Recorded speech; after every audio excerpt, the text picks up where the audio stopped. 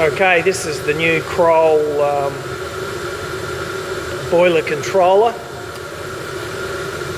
It features what we can see is top left displaying 23 degrees is the LAE boiler controller programmable thermostat.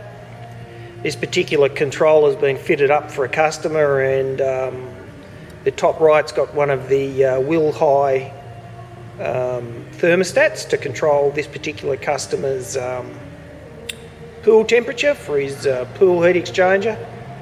And of course, just coming in here, that's our standard safety thermostat to shut everything down if there's a problem.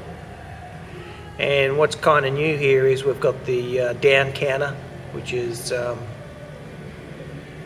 a new device that will automatically provide restarts and limit the amount of automatic restarts to the burner gun controller. Right there you can see the Brahma controller, and the flame failure button we can see is on, and it's been provided an automatic restart by our control box down the bottom.